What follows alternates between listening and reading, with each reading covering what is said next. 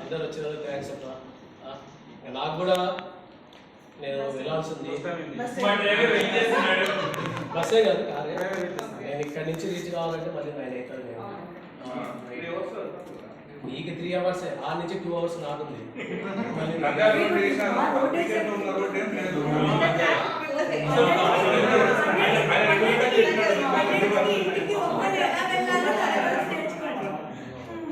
ఎందుకంటే అందుకే నేను ఫస్ట్ నామినేట్ చేసేది అసిస్ని. నువ్వు చెప్పినట్టు చేస్తాను.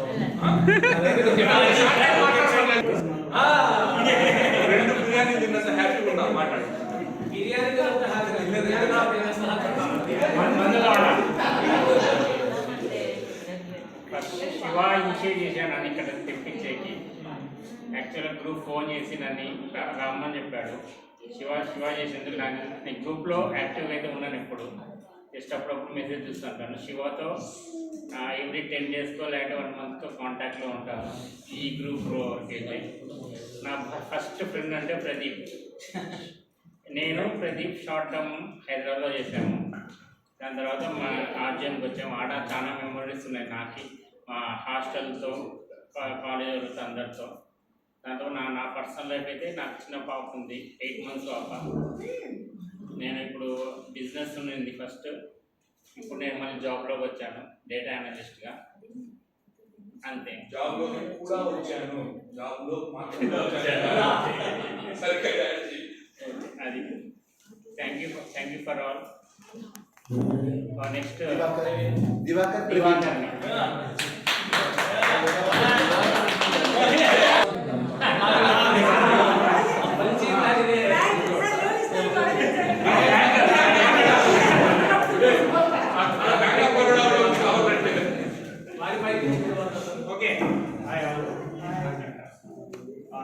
మేబీ నేను చాలా అంటే మన బ్యాచ్ ఐటీతో చాలా తక్కువ ఉంటేనే టాపిక్స్ శివ కాల్ చేస్తుంటాడు. అండ్ నేను ఒక 6 months బ్యాక్ యాక్సిడెంటల్గా నేను గ్రూప్ నుంచి ఎగ్జిట్ అయిపోయాను.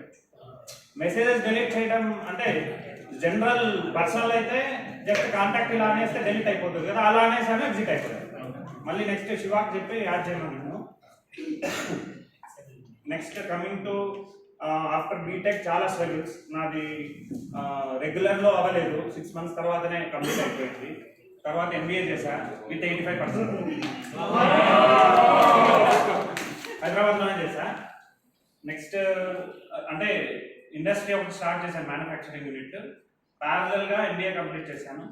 తర్వాత ఎంబీఏ అయిపోయింది. కొన్ని అంటే ఫ్యామిలీ స్ట్రగుల్స్ కొన్ని వచ్చాయి. నాకు మా వైఫ్కి ఏం కాదు, బ్యూటిఫుల్ వైఫ్ విత్ 2 kids. నాకు దానికి కాదు, రిమైనింగ్ విత్ రిలేటివ్స్ కొన్ని ఇష్యూస్ వచ్చాయి. దాని తర్వాత బిజినెస్ నుంచి ఎగ్జిట్ అయిపోయాను. హైదరాబాద్కి వచ్చాను, జాబ్ చేయాలనుకున్నాను. నాకు నచ్చలేదు.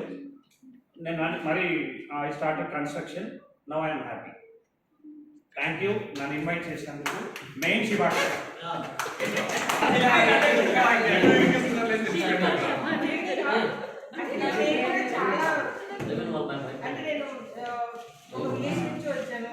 గవర్నమెంట్ స్కూల్లో చదివాను. తర్వాత ఇంటర్మీడియట్ తెలుగు మీడియమే చదివాను.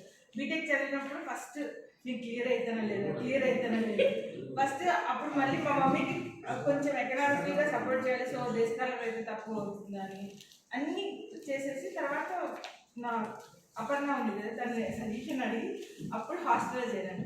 అప్పుడు కొంచెం నాకు సర్కిల్ నాలాంటి టెన్షన్ పడేవాళ్ళు ఇక్కడ ఉన్నారు.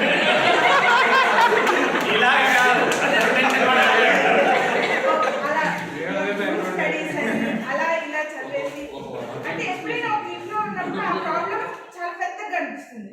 అది నువ్వు నలుగురితో ఇది నా స్ట్రాటజీ. సో అలా కష్టపడి ఏదో పాస్ అయితే చాలు బీటెక్ ఫస్ట్ ఇయర్ అని అనుకున్నా. బట్ 3 సెమిస్టర్లు టాప్ చేసావు. అది నేను ఎక్స్పెక్ట్ చేయలేదు. మళ్ళీ అది అయిపోయిన తర్వాత దీన్ని ఇలానే కంటిన్యూ చేయాలంటే చాలా స్ట్రగుల్ అయ్యింది.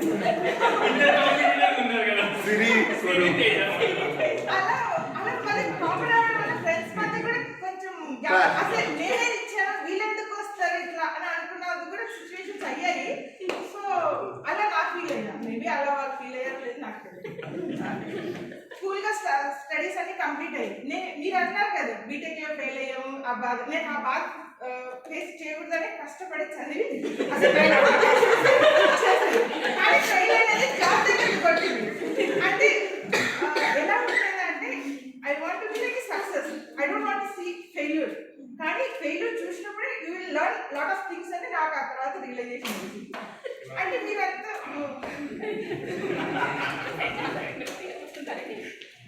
తర్వాత బీటెక్ లో నాకు ఫ్రెండ్స్ చాలా మా గర్ల్స్ నేను బాయ్స్ తో అంత కాంటాక్ట్ నాకైతే బాగా హెల్ప్ చేశాను నాకు దాంట్లో నేను నాకు ఎందుకంటే భయం అనమాట మాట్లాడితే ఏమనుకుంటారు అసలు నాకు వర్డ్స్ వచ్చేవి కాదు నువ్వు ఎప్పుడు నువ్వు మాట్లాడగలవు మాట్లాడే స్కోప్ కూడా ఏముంటుంది అంతే మాట్లాడితే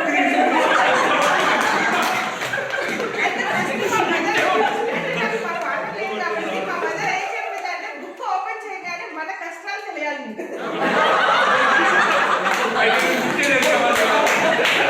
సో అది తీసేసి నేను సాంప్రదాయ సంస్కృతిని క్యారియర్ అనమాట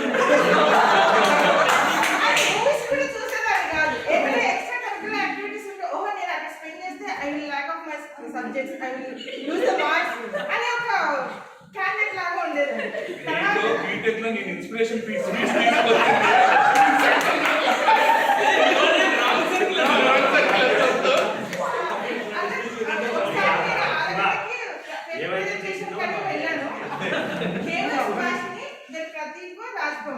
అసలు ఒకసారి వెళ్ళాము మనము అప్పుడు ఏమైపోయిందంటే స్టేజ్ పైన ఎక్కాను నాకు అది తెలియకుండా నాకు శివరింగ్ వచ్చేసి అసలు ఇది నాకు ఒక రోగమా అనిపించింది